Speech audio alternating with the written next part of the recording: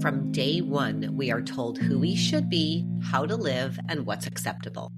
Before we even have a chance to discover ourselves, our society has already drawn those lines for us. But what happens when those lines are keeping us from knowing and embracing who we truly are?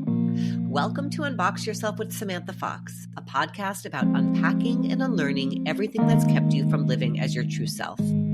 Through honest conversations about your internal emotional landscape, sexuality, coming out later in life, relationships, and the journey to self-acceptance, we break free from the boxes we never chose. Hi, Trish. Hello. Hi there. So lovely to have you. Trish, we go back quite some time. So for all of you that are listening here, if you have watched any of my social media on TikTok or Instagram, Trish is one of my top pin posts and one of my most highly watched content videos. And Trish found me in 2021 and we worked together one-on-one, and she also went through my program.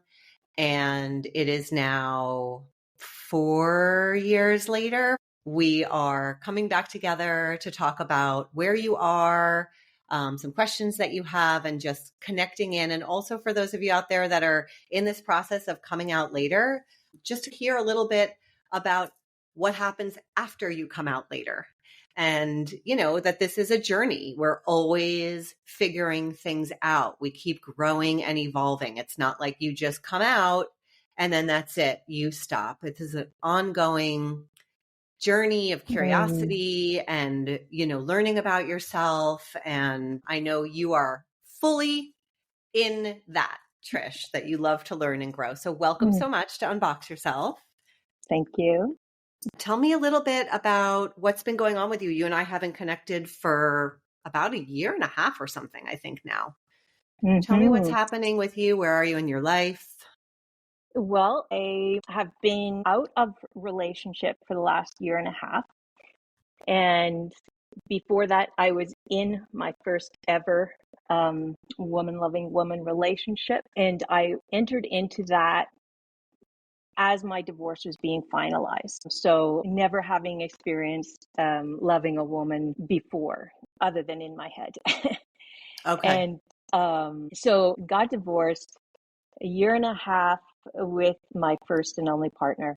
And during that time, we lived sort of together, mostly together for 1 year. But it was sort of a together apart relationship in the sense that I still had my own home. She lived 6 hours away.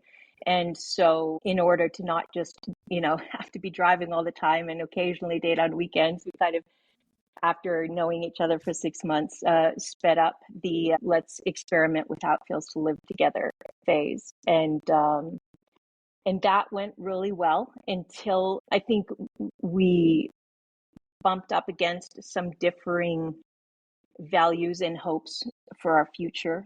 And then it ended in a way that, like, for the last 1.5 years, I have been on a journey to process and forgive myself for, in the ways that I reflected on how I could have done better at the end of the relationship. And moving forward, very intentionally spent this next 1.5 years single. And as we're approaching that magical, what I hope and trust in your words, that it takes about 2 years to get over a partner, just as it takes about 2 years to get to know a partner fully. So I'm 6 months away from it being 2 years apart, and thinking about, do I want to start dating again? And recognizing that what was a core problem for us in the end of our relationship was that we had different goals for the relationship when we started. And despite there being tons of love, eventually those, goals, or how we saw our future, differed. And so the moral of the story, many things that I took from that relationship, it was so amazing for me. And I experienced so much growth through it. But one of the key takeaways was, in going forward, I want to be very clear about what I want from the relationship right from the start, so that I don't get 2 years of love invested and then we find out that we're not compatible on that level. Mm-hmm. And so that's like, I would say the last few months, I've been really thinking seriously about, when you fill in that line on your dating profile, what are you looking for in relationship? What am I going to say? I want to be so intentional, because I don't want to put my heart through that hurt either again, right? It's like, I want to be as intentional as I can be. So, as a form of self-preservation and protection, because it's so painful when it ended, you know? Yes. Um, and so it's funny, when I had just heard your podcast with Steph, one of your exes, and what you learned from your relationships going forward after that. And it really just brought up lots of questions in me, and also helped me normalize the process that, like, we all make mistakes. Part of healing is having compassion for ourselves in those moments where we could have shown up better, but we didn't have the tools, sort of thing. And so, to forgive ourselves, that's been a big part of my journey, to learn to forgive myself for not showing up in the way that I wanted to at the end. And and and then you were talking about how you had long distance dating for almost all of your relationships. Is that right? Except for my catalyst, Yeah. who Okay. I lived with. I met her while I was married. She was with me for the 3 years going through the divorce. And then once I was divorced and moved out, she moved in with me for 2 years. And then we ended dramatically. And then the next 2 years, we tried 3 more times to make it work, but she never moved in after that. And it's been 17 years since I've had, a full-time live-in partner. So I never went back to doing what I did with her. Hmm. And was that intentional on your part, to Yeah. never have a full-time live-in partner again? Yeah, it was intentional. Yeah. After, um, 11 years with my ex-husband, and the last 3 years being so difficult, living together under the same roof while we were going through the divorce. And then, similar to you, you were just signing your divorce papers when you got involved. So I didn't have any time that was just time for me to be a single lesbian in the world and kind of, I don't know, like expand myself in ways. I immediately was living with somebody else. And in similar ways to what you're saying, we had different goals for the relationship. She really wanted to get married. I said, I don't think I'll ever get married again after what I just went through. So we had also some different goals and in the relationship, and had a hard time being in a shared reality about, we each had very different stories about our relationship.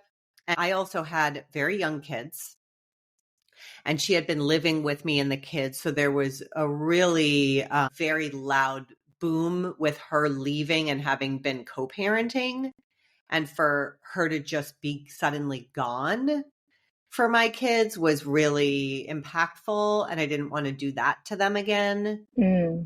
Um, and yeah, I just felt like I went from living with with my husband and being somewhat people pleasing, to kind of being in the next relationship. She also had a very big personality. I was more quiet, and she sort of wanted things a certain way, and just to just not create conflict, I kind of just went along with it. And I just decided, I'm not looking to live with somebody full time. And yeah, so that was kind of where I was.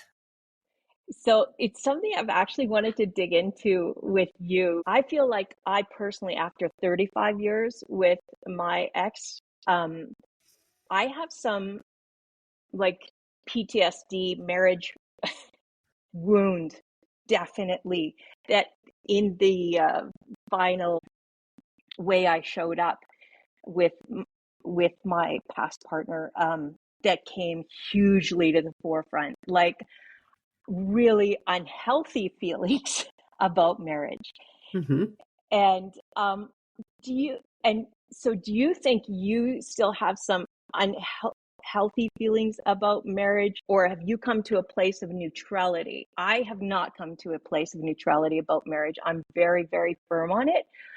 And it's so firm that I think that probably is a really big sign that it's a wound that needs to be healed, as opposed to just a neutral choice that I'm making. Like, I can see the good parts of it and the bad parts of it, and so I sit in the neutral.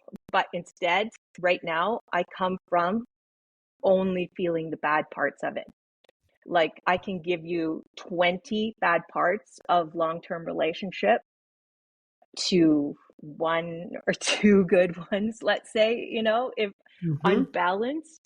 And I have been thinking about, is this something to heal? Is it something that I need to do work on so that it doesn't always block me from making a choice? Or is it something that I just accept as, I just don't want a relationship, and I leave it unexplored in that way, because it would be really easy to do that. But I think I did leave it unexplored in my first relationship, and then it reared its head in a really defensive way. So can you share with me about how, if you've processed that, or what worked for you in doing that? Yeah, I mean, my wounds were deep with my divorce that I went through, and the marriage was, I don't know, it wasn't. I mean, I wasn't married for nearly as long as you. I was only married for about 7 years, and it wasn't. It really wasn't a terrible marriage. We didn't really fight. I would say we were good partners of the work of life. Mm-hmm. But that was really it. The friendship was not very deep, and there wasn't a intimate closeness, and there was a depth missing that I really needed. The marriage piece for me, again, like a fourth of your time or something like that, less than a fourth of the time that you were married, it wasn't so difficult. It was the divorce that was difficult for me. Mm. And so because I was married, I had to go through this terrible divorce, and it was brutal. I mean, I honestly don't even know how I survived it, living under the same roof with him for 3 years when I came out as gay, and he was livid and his whole family cut me off. I mean, it was just horrific.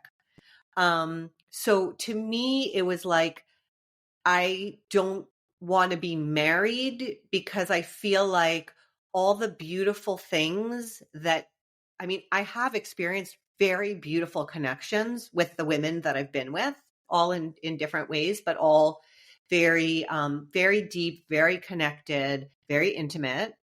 And I don't believe that in order to have that, that you need to be married. I think that society conflates these ideas that marriage is relationship. And I have a little bit more of a like relationship anarchy mindset around relationship, just like everything else. It's not so boxy. It's not like, to be in a relationship, you have to be married. I think you can have all the beautiful things without marriage. And to me, marriage is basically what you do when you want to have those extra privileges that marriage gives you, like your taxes are lower and you get like certain benefits or whatever, whatever the benefits and the privileges are, of which there are many, health insurance and things like that. It's a legal contract Mm-hmm. that gives you benefits. It has nothing to do with your relationship. So I don't know if that's helpful for you, but I see them as very separate. And the legal contract piece at this point in my life, where I'm doing it all by myself, essentially, and have been for a long time, I don't really see why I would do that legal piece with somebody And if I ever did, for any reason, I would do it with a lot of protections around it, with a prenup, because I could never live through again what I lived through. I love relationship, but I'm not a fan of marriage. I think because there's this conflation, and I think it sort of like snuffs out the good of the relationship for a lot of people, not for everybody, but for a lot of people. And so would you say that at this point now you see marriage as a deal breaker? Like if you were on the apps with somebody early on and they said, oh yeah, definitely marriage is something that I ascribe to and is very meaningful to me, I'd then run. it's a deal breaker at that point. Yeah. Yeah. In fact, my Yeah. last partner that I was with from 2023, just for the year of 2023, she had just gotten divorced that year that we were together from a woman who she was married to for 25 years. And she really wanted to know that we were going to get married. So she's just getting out of a 25-year marriage and was wanting to re-enter, like the container of marriage a lot, obviously. Yeah. Yeah. And was It was really, meaningful. really confused by my feelings about it Mm. and really pushing me about getting married. And I mean, I was just like, you are barking up the wrong tree, lady. I mean, maybe after you're together for quite a long time to think of something like that. But I mean, in the first few years to think about that, I'm 56. I don't need to be married. I'm not starting a family. It doesn't make any sense for me. Mm-hmm.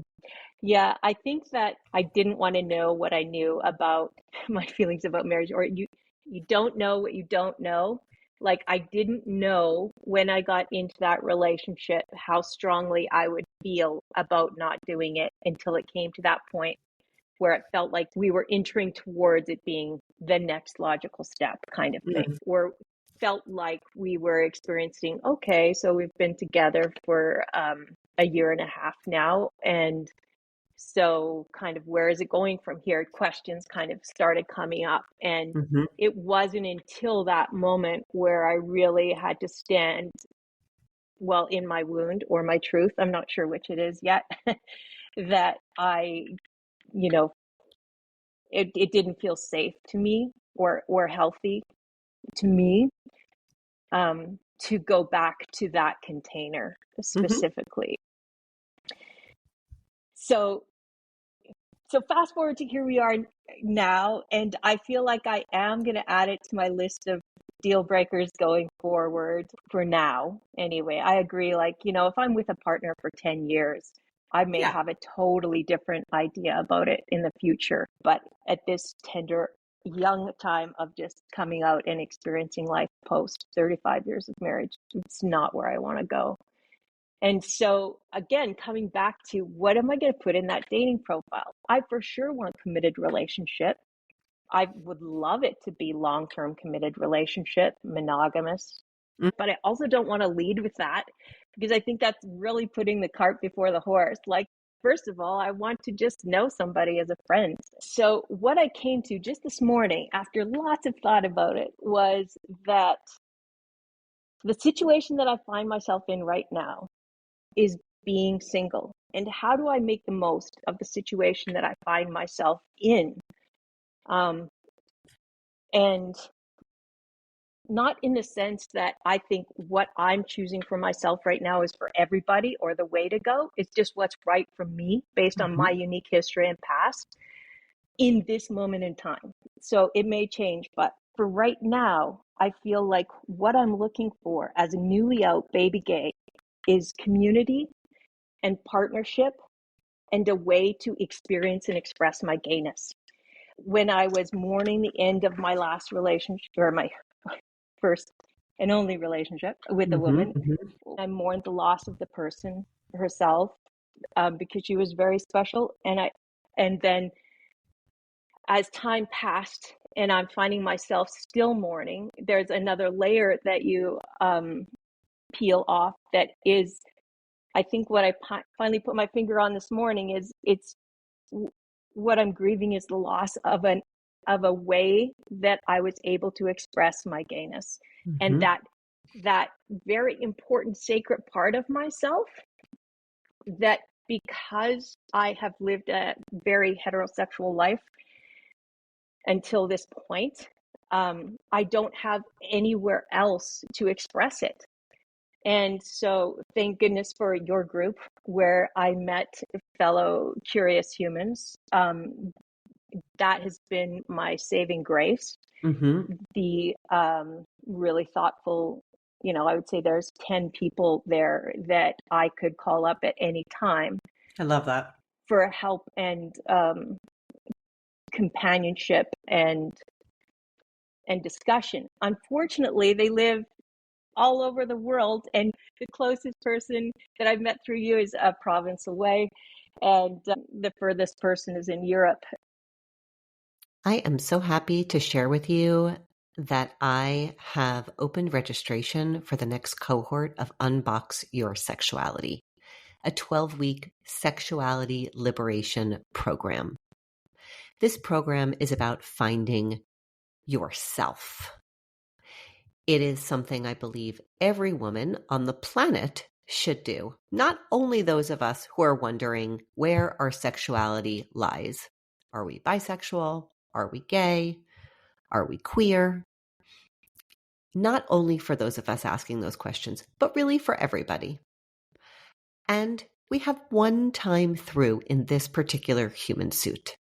So you can take many, many years to find yourself, or you can invest in 12 weeks of unboxing your sexuality, where I will guide you through proven methods of unpacking, unlearning, so that you can unleash your authentic self. And then from there, you get to do whatever you want with it, but you will have you. The link to join is in the show notes. Can't wait to work with you. That day-to-day expressing my gayness is really limited right now, and I really miss it and I yearn for it. And so I think what I decided this morning is what I will put in that line is like, I'm looking to find community. I'm looking for community to experience and express my gayness with. How does that sound? I mean, I think that's fantastic. And I think it's important, especially because, like me, we're similar in that when I came out and I came out with a catalyst. You didn't come out with a catalyst, but you immediately got into a relationship. And so I never had that single lesbian with community way of being in the world and expressing my gayness. The way I was able to express my gayness was through relationship. Mm-hmm. And for me, I've had 5 different relationships over 23 years. And I was building my career, I was taking care of my kids, and I was in relationship. They were all long-term relationships. But because those things took up all my time, I never really had the single lesbian in the world experience that you're talking about, which I have now. And I am also building community where I am. There are a lot of gay women. And so I'm just slowly building queer community in upstate New York. And I really think that it's important to have that. I got through those years. It's not like I didn't have late blooming friends. I did, but none of them were really local, just like you. They were at a distance and we would do trips, once a year, which was great. I mean, it just felt so good to be gay, around your gay friends and just make jokes and whatnot with no romantic overtures whatsoever. Just, a bunch of lesbians just being lesbians and being themselves. I mean, it was just fantastic. And I love that. That definitely carried me through. I really like that as an intention for you. And so is that what you're going to put in that space? Well, yeah, because I don't know. I think it's easiest to just say I'm looking for community. Okay. Yeah, I think that's it. That's good. But I need to know for myself, what is it that I want from that community, right? Like what am I looking for when somebody says, "Hey, I want to, have community with you," or "I'm open to learning more." I'm really happy that I think I have finally put my finger on what it is I feel I'm missing in my life Mm-hmm. and what I want and desire. And if that comes in a package that, you know, starts with community and then goes to friendship and then relationship, amazing. But I don't like the package of just saying, "Oh, I'm looking for a long-term relationship." I mean, I am looking for a long-term relationship, but I don't want to start with that. That feels like way too much pressure. Yes. And also like putting the cart before the horse. Like I don't Yep. want long-term relationship with just anybody. The community piece sounds spot on. And then taking you with me on my thought process too. What I was thinking was like, it's so different what you're looking for in your 20s, in your 30s, in your 40s, in your 50s. It kind of changes each time, right? Like Yep. in my 20s, I was strongly looking to build a life, but Mm-hmm. I am not looking to build a life Mm-hmm. at You have a 58. life. I have a life. It's amazing and full and rich. I'm not looking to have kids. I'm not looking to get married. Yeah, I'm just looking for that person that I can know myself better through Mm-hmm. in relationship with. Like, and I am hopeful to have that, not just friendships, but romantic, more intimate relationships, because even if you were to live together apart, you still like when you get that level of connection with somebody, you're bound to bump up against each other and have some friction that you need to work through. And in that friction is your opportunity for growth. And I so welcome that. Mm-hmm. And so that also brings me to my living together apart question for you. Mm-hmm. What did that look like in each of your relationships? Did it look different? Did it evolve? And like chronologically, could you see um, a progression with it, or did every relationship individually dictate what the terms were? Kind of. Yeah, I would say that each relationship dictated the terms, depending on the person. So we're talking about me in my 30s and 40s and early 50s. And I basically had relationships where it was more of other people coming to me. So I had my home, I had my kids half the time. I have 2 dogs. I've been a therapist for a long time. I was seeing patients all in person. So I wasn't so flexible where I could be like, I'll come to you for a week. It wasn't always that easy. So, and then it really depended. So like Stephanie, who I did the podcast with, she and I started out just seeing each other on the weekends. And she would almost always come to me. She didn't have her kids at all on the weekends. So even if I had my kids, she would come to me on the weekends where I had my kids. She's a teacher. She was very kid oriented. And then that got to be kind of difficult in some ways that we were apart the whole week and her schedule shifted. She matched my parenting schedule with her kids. And so we had the same free time. And then I was able to kind of go to her sometimes for a longer weekend, but it was basically like 3 days a week or something like that we would see each other most weeks, where either I was with her more frequently, she was with me, until the point where she had a lot of restrictions in her life that I didn't have. And I really wanted to be able to travel sometimes and go do things. And she couldn't really do that with where she was in her life. And so I started doing some of those things alone. That didn't really work for her. If my kids would go away with their father and stepmother, I might have 2 weeks free. And so I might take a week of that and go do some traveling by myself. And it might be the holidays, and we didn't really celebrate the same holidays. And so I might be gone over the holidays. And this sort of started to become a bit of a rub for her. Like, why is my partner not with me on the Mm-hmm. holidays? And so we started having some friction around those things. Mm-hmm. And she also really wanted to find a way to come all together and do like, let's get a really big car and we'll have 5 kids and it'll be like the Brady Bunch. I grew up in a blended family and I have an allergy to that idea of blended family. I did not want to do that. I mean, that was that I learned. I didn't know that before her, but with her, I learned that I don't want that. And so we had really different ideas of things. And so, I think we talk about it in the podcast. We ended up very maturely deciding that this really wasn't going to work out. And then the next relationship I got into was also somebody long distance. It was not intentional. It wasn't like I was looking on purpose outside of New York. It was just, I literally couldn't find anyone. I mean, I'm demisexual and I'm very picky, and it's very hard for me to find somebody that I could possibly be interested in. So I widened my radius. I widened it so much that I found somebody in Washington, D.C. And that person I ended up dating and being in a relationship with from 2014 to 2018. She had a lot of freedom in her schedule. So she would come to New York for like 10 days or 2 weeks at a time and just stay with me. And then she'd go home for a week or 2 weeks. So it was whatever worked in her schedule for the back and forth, she would just do.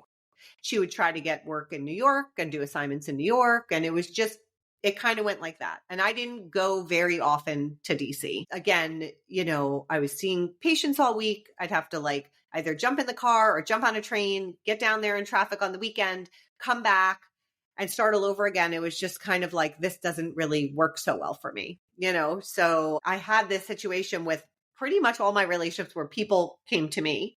Mm-hmm. So we were together for 4 years. We broke up for a lot of different reasons that I won't go into. I am friends with her. Do you have a question?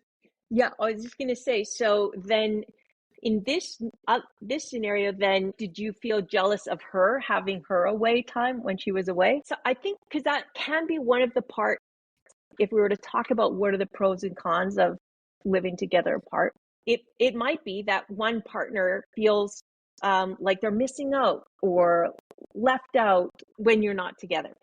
And you said that happened with Stephanie when you had your 2 weeks away, right? Then she was sort of like, oh, I'm missing out on this. I'm missing out on having my partner with me when they're free. I don't think it was so much I'm missing out on the fun thing you're doing. Okay. It was more like, we're in a relationship, you have free time, you don't have your kids. It's the holidays. I don't celebrate the holidays. Yeah. And they're not important to me, and they're important to her, and there are young kids involved in all of that. And I mean, she was out, I think, for about the same amount of time I was when we met, but this was her first really serious relationship, and I think she had the idea of what it's supposed to look like. And it's like I have an allergy to that. Like, I don't want to do what it's supposed to look like. I want to do what feels right. Let's talk about it and find what feels right, but not just what I'm supposed to do. And that created tension. So it wasn't because she felt she was missing out. So then back to the next relationship you were sharing about. So this actually, the apart together thing was working out well then for you? Yes. Yeah. Yes. Okay. And so then carry on about how did it end up ending then? That relationship was like kind of a trauma bond type of relationship where I really connected to her inner child. And I think she really connected to my inner child. And there was a deep connection of that. She also was someone who was able to really process what was happening for her and talk about it in a way that I really liked. But there were also a lot of triggers that created trauma in the relationship. And it was a relationship that was complicated, and for me, it felt very tiring. Like, I felt very tired, and I did not want to be tired. And so it was hard to end, and it took a long time to really end. And we also are just friends now, and it's 6 years. So Yeah. there's two So where it took 6 years to get to the two friend. where it took 6 years. Yeah. That's a lot of time in between, and understandable. Yeah. Hmm.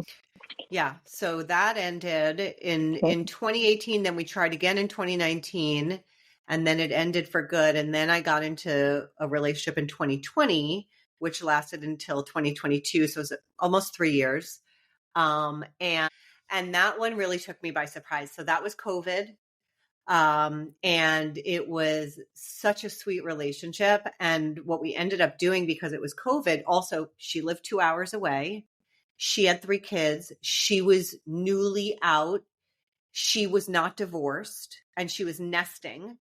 And so she'd switch weeks in the house with the kids. So the week she wasn't with the kids, she'd come and just work from my apartment with me, or we got a house on the shore in Connecticut, and she'd work from there because she wasn't going to the office anymore. So it was this very weird time where you are actually in the house together all the time. And we did 1 week on, 1 week off for the whole relationship. And by the time we were getting toward, I mean, we came to the end of the relationship mostly because of her, but I wanted more. I was like, I could do this 75% of the time. And she was, she was ready to have a break and kind of do what you're talking about, which is really grow into yourself as a single person Hmm. and meet community and kind of grow. She felt there was a big differential between the two of us, where I was fully formed, like I was a big tree and she was a bud, and Hmm. she needed to grow into her own tree. And we are still connected. um it hasn't been the 6 years. It's not totally clear. It has a little murkiness in the connection. It's not pure friendship. There's still like a deep love there, that stretches a little bit outside of friendship. So yeah, I mean, that happened. But that surprised me. That one surprised me. I wanted more. It was 50% of the time living together, and I Hmm. wanted even more. So that was a shocker. So why do you think you wanted more? What was it about it that I worked think for it, you? yeah, I think it was her. I think it was just, she had a lot of her own interests. She was not on me and paying attention to me all the time in a way that, I feel, having grown up in the family I grew up in, a little bit suffocated by that. There was a lot of space because she had her own things. We had a really good balance. Hmm. I think we also brought out each other's divine feminine. I think we both Hmm. were very masculine energies. She was the pants wearer in her house with her husband and 3 kids. She was the breadwinner. I'd been living on my own and running the show myself. And we kind of had this, we're like these two kind of like masculine energies a little bit. And then suddenly, as soon as we'd soften, it would be like we both got to be in our divine feminines. And I think it just felt so good for both of us. Hmm. And she just was very spacious. I don't know. It's really, I think it was just, there was a lot of space for me. Sometimes it was too much for me, which I've never Hmm. experienced before. I've never felt like, Hmm. oh, there's too much space. Like, where are you? It's usually like, hey, I could use a little space. So Hmm. I liked that. It left me wanting, Hmm. um, which was interesting, a really interesting experience for me. Hmm. It's so cool how different people bring out different things in us. Hey, Absolutely. yeah, Yes. which is why, like, um, I think my idea for relationship has been like as a replacement for marriage. What I want to say to my partner is that I want to be together for as long as we're bringing each other joy and can evolving, you know? Hmm.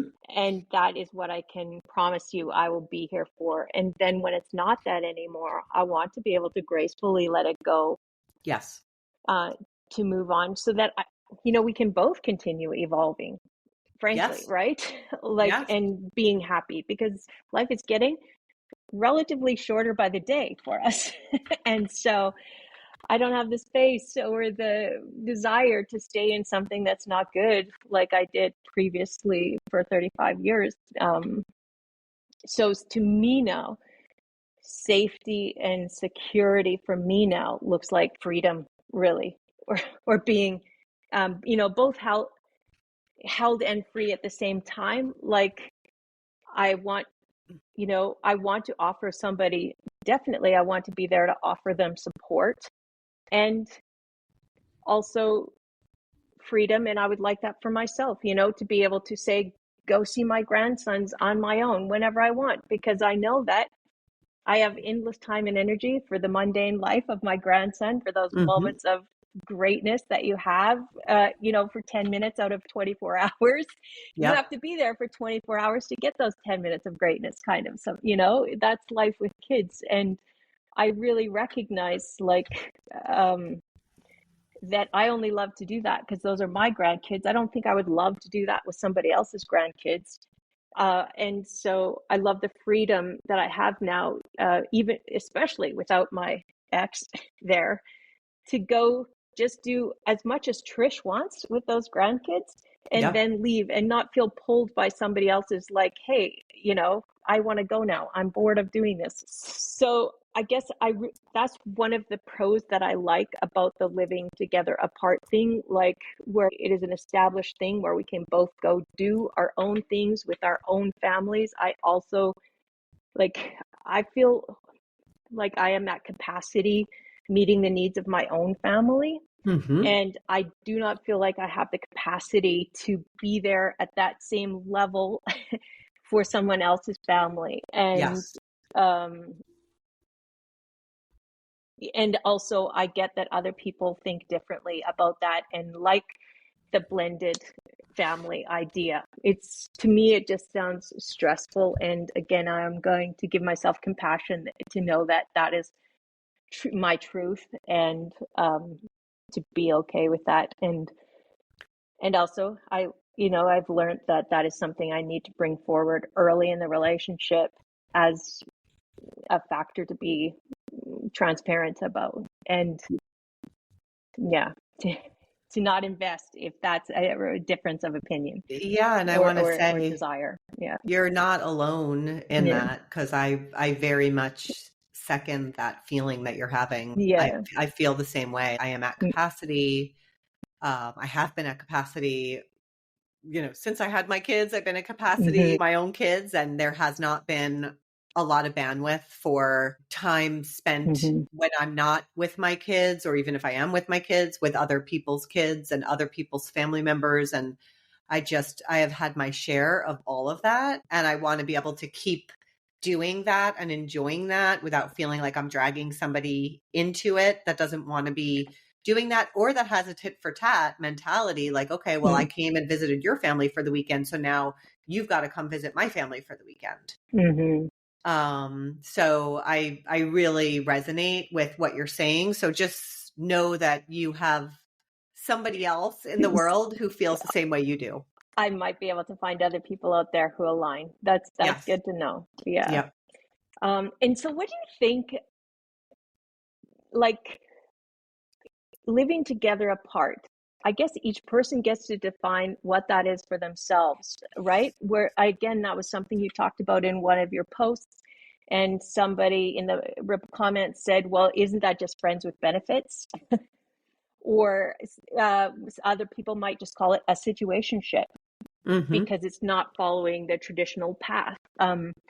What do you think are the aspects that makes it living together apart? I mean, I think there's a commitment to the relationship, which, I mean, yes, we have friendships and we might show up for our friends. I wouldn't use the word commitment. I don't know. I wouldn't use the word commitment with a friend, but I mean, yes, I have friends that I show up for Mm. because I love them. I'm not committed to them, but I love them. I think living apart together is, there's a commitment to the relationship based on whatever these factors are that you're bringing in. So you're saying there are all these things that I would want to share initially, it's very intentional. It reminds me a little bit almost of ethical non-monogamy, where everything becomes very intentional.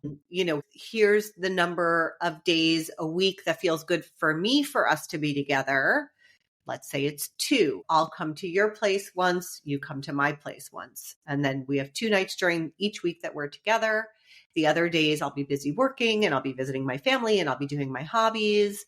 And then, okay, if at some point that starts to not work, then let's come back and talk about what we need to work on to, is there something we can work on to sort of come to an agreement around time?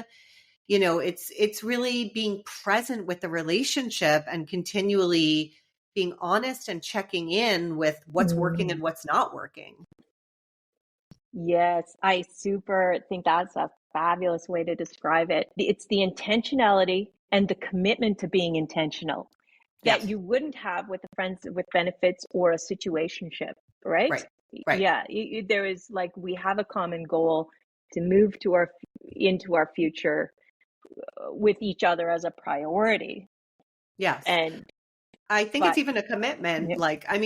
It's I'm committed to being honest and transparent and communicating with you. I'm committed to doing this thing with you, if it works forever, great. If we keep growing and evolving, great. If it doesn't, that's also okay. We can love each other and have grace and move apart.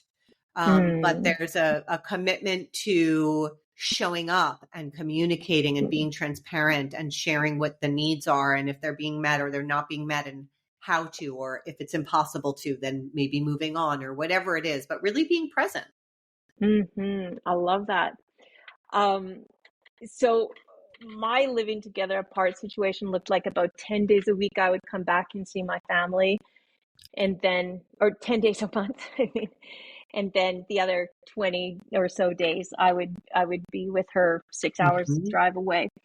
And one of the things that I always had trouble negotiating was like that moment of when you separate to go your separate ways, and then how you maintain connection during the time apart. Like, would that be by texting? Would that be by calling? Would that be like, oh, we don't talk for 3 days, or we only talk every other day? It's hard. I did find myself trying to figure out which schedule felt like met both of our needs, and that was a hard part that we never fully ironed out. How did you do with that? Did you ever have friction or trouble in the transition periods or the in-between periods?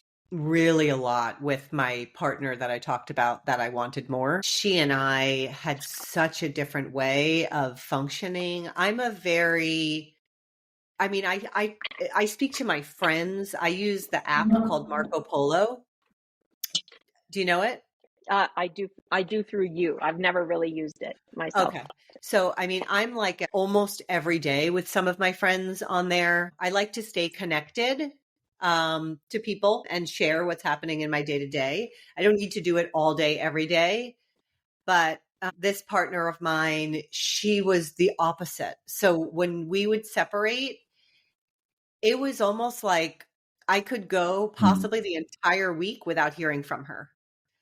And unless I kind of said like, hello, are you there? Eventually, I said, I feel like you put me on a shelf, or you put our relationship on a shelf, and it's completely compartmentalized. When you're not with me, I get it. You're in your own life, but am I still there? Because I don't even feel like I'm on your radar, which is a little bit of a trigger for me. So I had her work on just sending me a heart in the middle of the day, like once a day, send me a heart, like something. I don't need a long conversation. I don't need a FaceTime, but I need something that lets me know that you know that I'm here. And it was a difficult topic and something that we struggled on. And yeah, she's still I would say she's very unresponsive. I'm a very responsive person. When somebody reaches out to me, I typically answer. and she's not responsive. So it was difficult. That was difficult. But in the other relationships, I didn't really have that. Okay. Yeah, I That's didn't have that. We would talk or we would text, whatever worked. It just kind of flowed.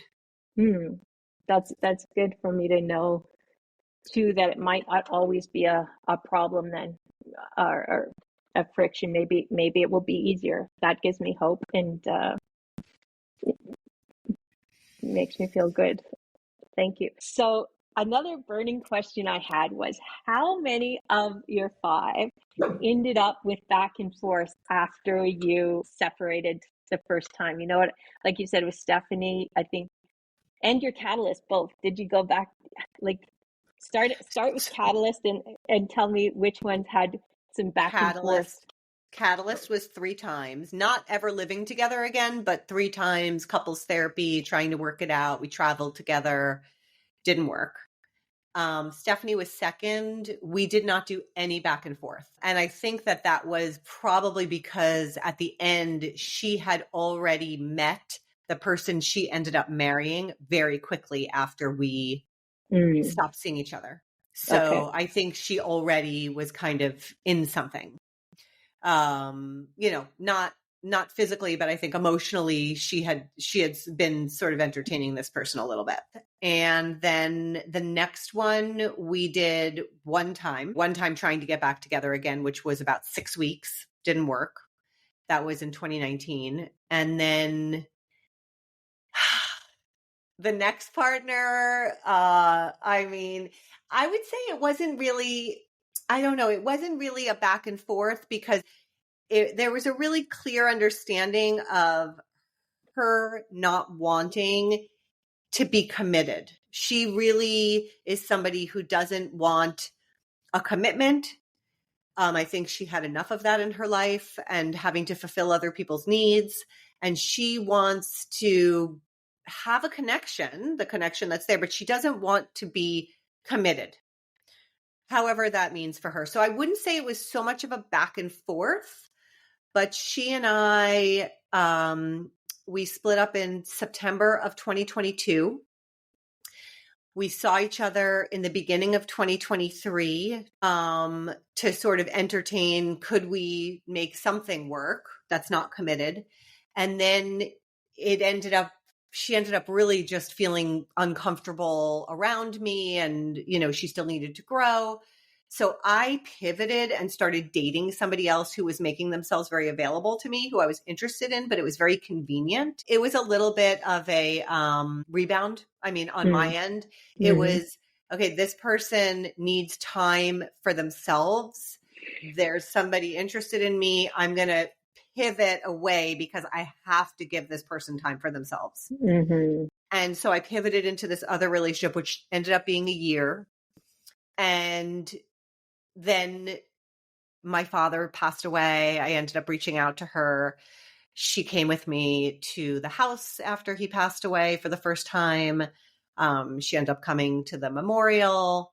And then over the summer, we sort of entered a little bit of like a lovership, I would say, for a couple of months, where I was just feeling really like I was really coming undone in so many ways. I went on sabbatical from coaching and whatnot. And that was last summer. And, there's still, I haven't seen her outside of friendship. We've only been friends since last July. And we talk every now and again. But there's still some energy around it. It's not the friendship yet that I have with others, but I am much closer to that. And my last person who I pivoted to give this person space, I am actually friends with. We became friends very quickly, which I think had to do with the fact that she lives very far away. And I don't know. I don't know what to make of it exactly, of how we were able to be friends. Maybe it was also, we didn't spend a lot of time together because of how far away she lived. So maybe in the entire year we were together, maybe we spent 6 weeks together out of the entire year. So maybe that's why there was never a real day-to-day rhythm, and there was a lot of tension. She was getting divorced. I was very triggered by her divorce and the way that was happening. And she was pressuring the marriage piece. And I was like, oh, you're barking up the wrong tree, you know? So somehow we came to a friendship. Okay. I appreciate hearing all of those varied instances. And also, I'm really find it interesting to know that with each one of them, or not each one, but several of them, there was a back and forth. And because I've also heard a lot of people take a really black and white stance, one way or the other on that. Like, I never do that, or I would never go back and forth. Once we say we're done, we're done. But in my heart, I think from my wounds, I really am so determined to show up better and feel like if I work hard enough, we can find a way, you know? And so that part of me is probably prone to wanting to go back and try again, you know, a few times just to really make sure it's true that it couldn't be. But yeah, so you don't have a hard and fast rule about that. You just go with what the relationship feels for you. Yeah. Yeah. And I have to say, I mean, I think the going back is just so common. I mean, especially between women and women loving women relationships, the going back in, I just think there's a part of it is that this is like your best friend. And so when you break up, it's devastating and you're losing your best friend. It's very hard. So I think there's a lot of bounce back because of, honestly, because of that a lot of the time. And I think it's okay. Like, I don't think there needs to be a hard and fast rule. I don't think there's something really bad about it. I think as long as you can learn the lessons from each of these relationships and just see them as like the Buddha that is teaching you about yourself. I have learned so much from having gone through all of this. So I've got two more questions. I don't know. I try to keep it to an hour. Which one I want to lead with? So I'll let you pick. How about what you just said about each one you've learned a lesson? Could you share with us what you think the pearl of wisdom, or one of the pearls of wisdom from each of those? That's option A for question. Option B would be, I've heard you refer to lover a couple of times now, probably in your posts. So I would love to know what your definition of a lover is.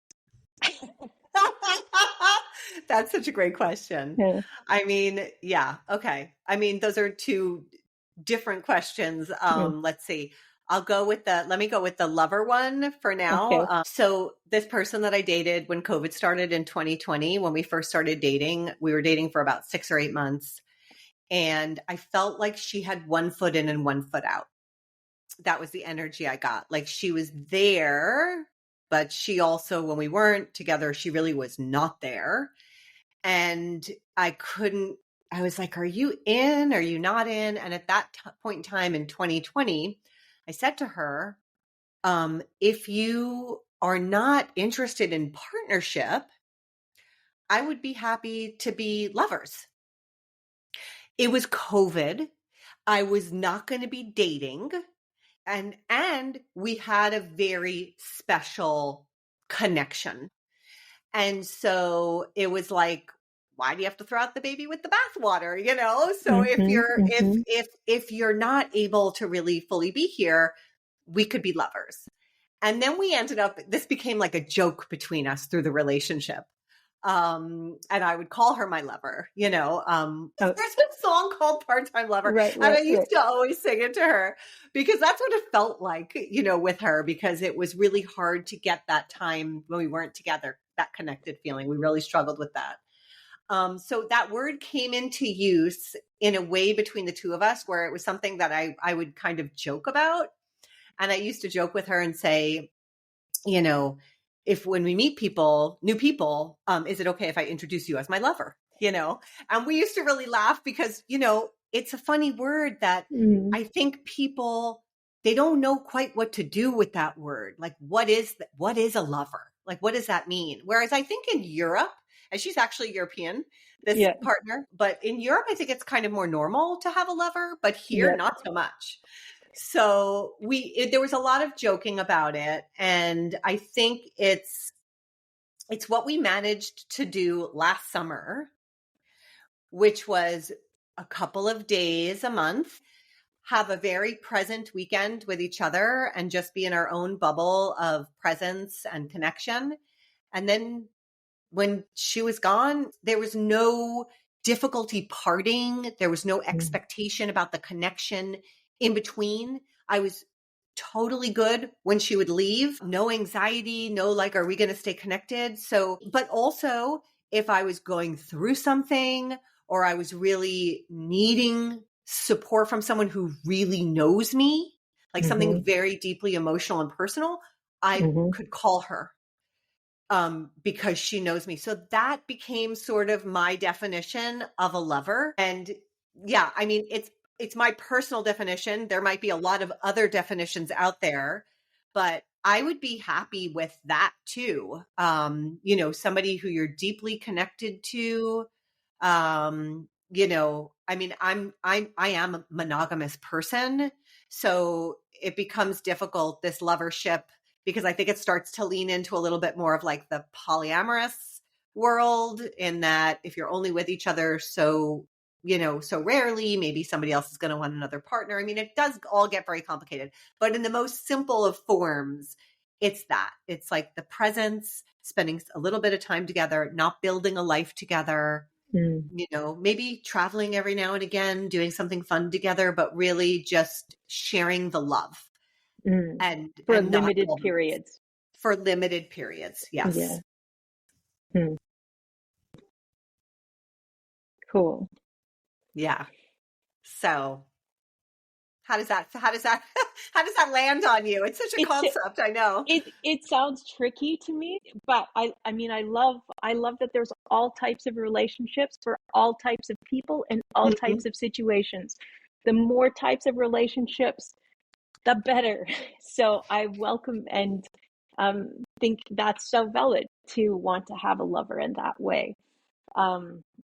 I also know that the tricky part for me right now, as somebody who craves this type of emotional and physical intimacy with a woman, because I am like a starving person in that area, like have gone 35 years without it. And so my trick, or my challenge, is to be able to modulate that yearning that comes. Like, I can do it now because I've been separated for a year and a half, but that was so hard, in the first year after parting, like that missing of the presence of the other person and all of the feeling their energy with you, right? And so, yeah, as much as I like to think I can do living together apart, I also know that I'm my own worst enemy, because I am always like, in this stage, I am just so starved for more that I definitely have trouble modulating my wants for connection and need. And yeah, that was a tough part of it in the past relationship. And I can see that going forward, because when I finally have it, it just feels so good. I literally cannot get enough of it. And I can get how that would be overwhelming for the other person. Yeah. Too. Depending on what kind of person you find, right? I mean, Yeah. like you said, depending on who you're with, things can shift and change. So I come from a place of, family of origin history. I think I've developed a little bit more of an avoidant relationship style, in that, I mean, I love connection and I'm very available for connection, but to a certain point. And I need space. And that's been hard for me to get in relationships. And I think that's why when I met this one person, that there was so much space it allowed me to want. It allowed me to be the person that was pursuing. I became the pursuer. Mm-hmm. And I actually loved that. I Mm-hmm. was like, look at me go, I am pursuing, like, this feels so good. Even if she wasn't available for it, I found a whole part of myself that had been dormant my whole life because I was so doted on and sort of, wanted. And I was trying to always make some space. And then all of a sudden it was like, I want, and I loved that. So I do think depending on who you're with, that can change for you too. Mm-hmm. Yeah, that's a really good moral of the story or theme that I'm starting to feel or learn is that every person you meet is going to be this unique new package that's going to interact with you in a unique new way. And so my urge to make things black and white and figure out the perfect way to be intentional about a relationship before I get into it is Yeah. also a lost cause, right? Because Yes. if I just try to just really make sure I've metabolized all the lessons of my past relationship, thinking that that will make the new relationship problem free, it's not the way it works. Yeah. Yeah. And the other piece is like you were talking about the pain when you ended the relationship and how you really want to be intentional about getting into the next relationship and being very honest and transparent about what you want and need so as not to have that pain again. And I just want to say, and I feel like I said this I think it was with Heidi on the polyamory episode, that relationships hurt. We get hurt. They are risky. They also can bring amazing joy. So how can you hold all of that at the same time? Those can exist at the same time. Like we can feel hurt by our partner and we can grow from that, or we can try to grow from that. We can have transparent conversations and communicate and talk it through and try to do it better next time. Or we try to do that and that doesn't work. And then that gives us feedback and data about moving forward. But there isn't just a mistake-free, pain-free way to be in close, intimate relationships with another. We will get hurt. It's inevitable. Amen, sister. Well said. And I remember when you said that before, and with Heidi, and with for sure taking that part in, it's super wise and real advice. And also what makes it so scary to think about dating again, it's like a hot stove that, you could get burned from, but also makes beautiful meals, Exactly. Yeah. Yeah. I mean, it doesn't stop you from making the meals. So, Yeah. well, this has been amazing. Thank you so much for being here. And hopefully we'll have more conversations to come in the future. I hope this was helpful. Thank you so much for being there to inspire. And I'm so grateful just want to say all the past guests that you've had on, for them sharing their stories. I know that's why I wanted to show up here today, because I've been able to grow so much through the bravery of others sharing their stories. And I really want to pay it forward. And I'm so glad you're our fairy gay mother. And you offer this space where we can talk about things like this. So I appreciate you so much, and good luck with the rest of your podcasts. Thanks so much, Trish. Thanks so much. Bye. Thank you for spending this time with me on Unbox Yourself with Samantha Fox. If this episode resonated with you, share it with someone who needs to hear it. Don't forget to like, subscribe, and leave a review. It helps more folks find these conversations. If you're ready to unbox from something that's keeping you stuck, I would love to support you. You can find the application to the show at unboxyoursexuality.com. Let's stay connected. Find me on Instagram, TikTok, and YouTube at Lesbian Curiosity Coach.